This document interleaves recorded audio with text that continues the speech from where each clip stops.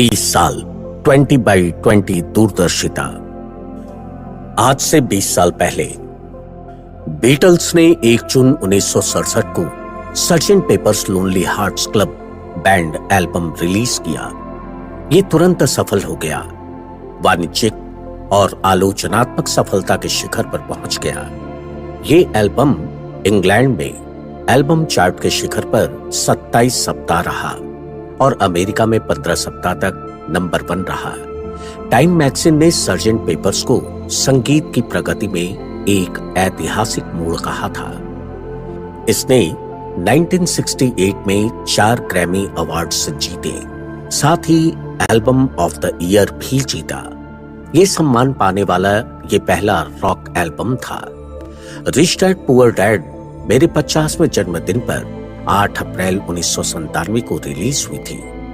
The Beatles कहानी के विपरीत ये पुस्तक तुरंत सफल नहीं हुई, ना तो वाणिज्यिक दृष्टि से ना ही आलोचनात्मक दृष्टि से।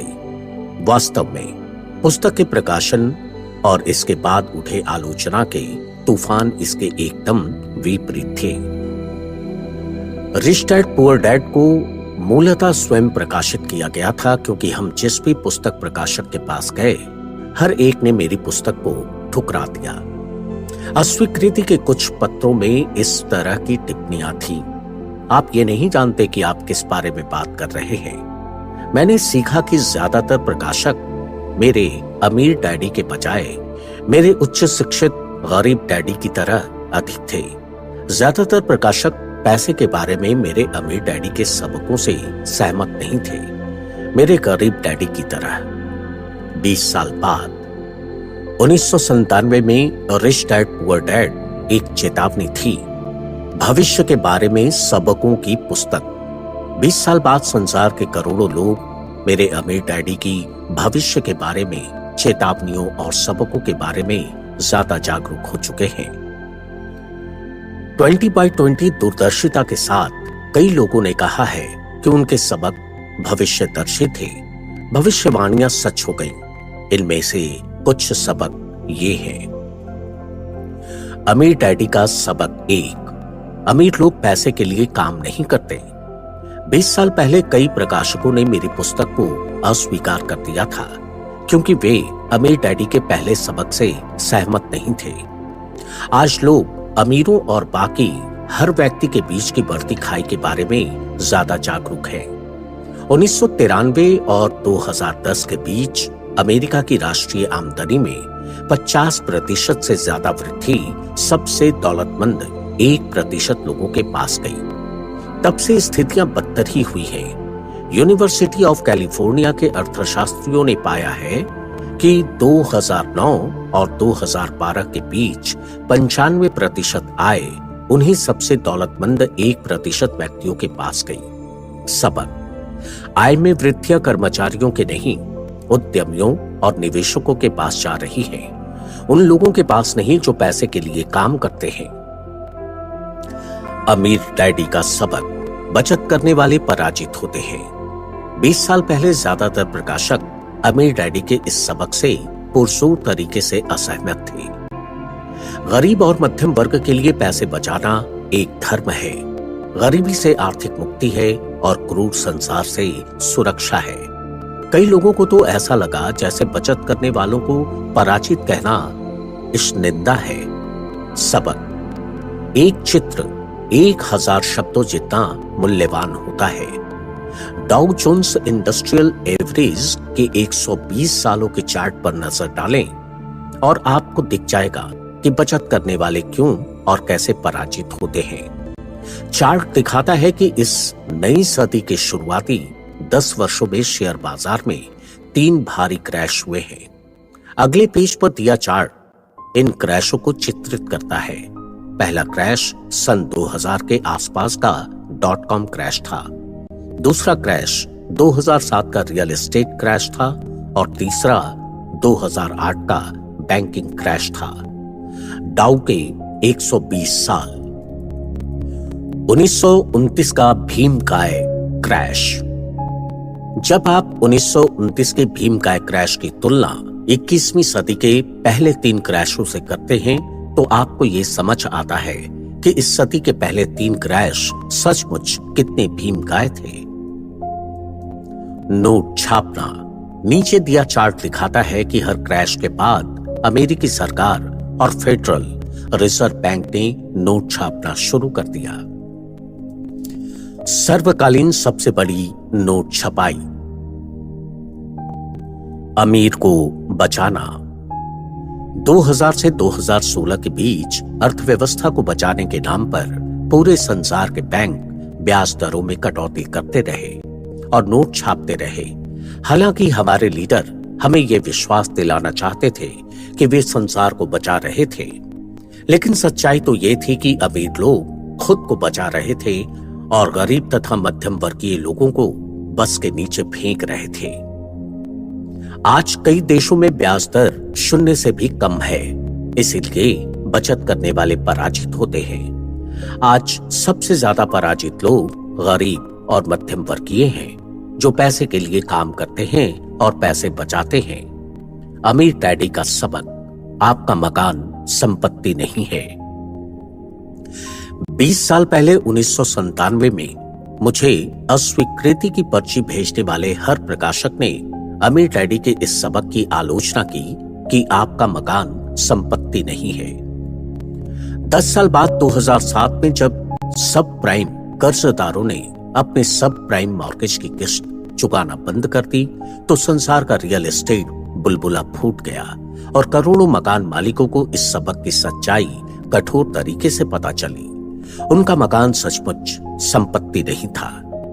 असली समस्या, ज्यादातर लोग ये नहीं जानते कि रियल एस्टेट क्रैश वास्तव में रियल एस्टेट क्रैश नहीं था।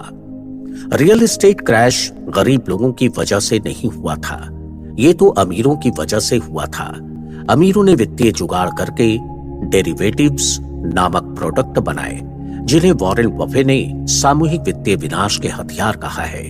जब सामूहिक विनाश के इन वित्तीय हथियारों में विस्फोट हुआ तो रियल एस्टेट मार्केट क्रैश हो गया और दोष गरीब सब प्राइम कर्ज लेने वालों पर मढ़ा गया। 2007 में वित्तीय डेरिवेटिव्स में लगभग $700 ट्रिलियन थे। आज ये अनुमान लगाया जाता है कि वित्तीय डेरिवेटिव्स में 1.2 क्वाड्रिलियन हैं। दूसरे शब्दों में असली समस्या कम नहीं हुई है, बल्कि ज्यादा बढ़ गई है। अमीर डैडी का सबक, अमीर लोग कम टैक्स क्यों देते हैं। 20 साल पहले कई प्रकाशकों ने ये उजागर करने के लिए रिच डैड पुअर डैड की आलोचना की थी। अमीर लोग टैक्स में कम कैसे और क्यों देते हैं। एक ने कहा कि ये सबक गैर कानूनी है। 10 साल बाद 2007 में राष्ट्रपति बराक ओबामा पूर्व गवर्नर मिट रोमनी के खिलाफ पुनर्चुनाव के लिए खड़े हुए। जब ये उजागर किया गया कि राष्ट्रपति ओबामा ने अपनी आमदनी का लगभग 30% टैक्स में दिया और गवर्नर रोमनी ने 13% से कम दिया, तो मिट रोमनी की वो नीचे गिरने वाली ढलान शुरू हुई, जिसके बाद वे चुनाव हार गए। एक बार फिर टैक्स 2016 के अमेरिकी राष्ट्रपति चुनाव में केंद्र बिंदु बन गया। मिट रोमनी और राष्ट्रपति डोनाल्ड ट्रंप कानूनी रूप से कम टैक्स क्यों देते हैं, ये पता लगाने के बजाय गरीब और मध्यम वर्गीय लोग नाराज हो जाते हैं। हालांकि राष्ट्रपति ट्रंप गरीबों और मध्य वर्ग के लिए टैक्स कम करने का वादा करते हैं, लेकिन सच तो यह है कि अमीर लोग टैक्स में हमेशा कम चुकाएंगे। अमीर लोग कम टैक्स देते हैं, इसका कारण अमीर डैडी के सबक क्रमांक 1 में मिलता है। अमीर लोग पैसे के लिए काम नहीं करते। जब तक कोई व्यक्ति पैसे के लिए काम करता है, वो टैक्स चुकाएगा। जब राष्ट्रपति पद की उम्मीदवार हिलेरी क्लिंटन अमीरों पर टैक्स बढ़ाने का वादा कर रही थीं, तो वे असली अमीरों पर नहीं, बल्कि ऊंची आमदनी वाले लोगों जैसे डॉक्टरों, अभिनेताओं और वकीलों पर टैक्स बढ़ाने का वादा कर रही थीं। 20 साल पहले हालांकि रिच डैड पुअर डैड तुरंत सफल नहीं हुई, जैसे कि the Beatles Sergeant Pepper's album हुआ था, लेकिन रिच डैड पुअर डैड वर्ष 2000 तक the New York times best seller सूची में पहुंच गई और लगभग 7 साल तक उस सूची में बनी रही। इसके अलावा वर्ष 2000 में ओपरा विनफ्रे का फोन आया। मैं पूरे 1 घंटे तक ओपरा कार्यक्रम में रहा और जैसा लोग कहते हैं बाकी इतिहास है। रिच डैड पुअर डैड इतिहास की नंबर 1 व्यक्तिगत वित्त पुस्तक बन चुकी है और पूरे संसार में रिच डैड सीरीज की लगभग 4 करोड़ पुस्तकें बिक चुकी हैं। क्या सचमुच कोई अमीर डैडी थे? करोड़ों लोगों ने पूछा है, क्या सचमुच कोई अमीर डैडी थे? इस प्रश्न का जवाब देने के लिए आप अमीर डैडी के बेटे माइक की बातें सुन सकते हैं।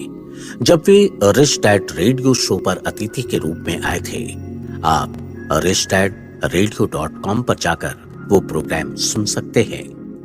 Rich dad graduate school.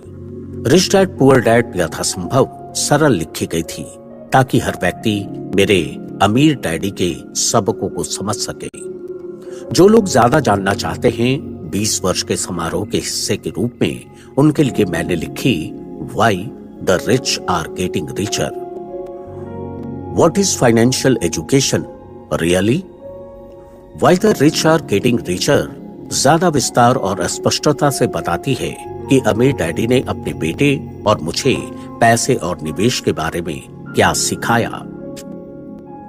Y the rich are getting richer graduate विद्यार्थियों की रिच डैड पुअर डैड है। ये रिच डैड विद्यार्थियों के लिए ग्रेजुएट स्कूल है, एक चेतावनी और एक आमंत्रण। हालांकि मैंने why the rich are getting richer को यथासंभव सरल रखने की पूरी कोशिश की थी, लेकिन अमीर लोग सचमुच जो करते हैं वो आसान नहीं है, ना ही उसे समझना आसान है।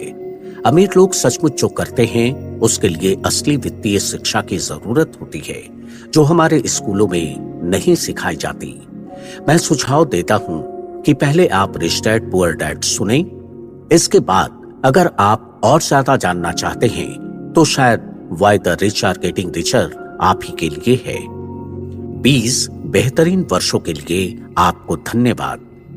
अतीत, वर्तमान और भविष्य के मेरे सभी पाठकों को द रिच डैड कंपनी के हम सभी लोगों की ओर से 20 बेहतरीन वर्षों के लिए आपको धन्यवाद। मानवता के वित्तीय कल्याण को ऊपर उठाना हमारा मिशन है और ये एक समय में एक जीवन और एक व्यक्ति से शुरू होता है।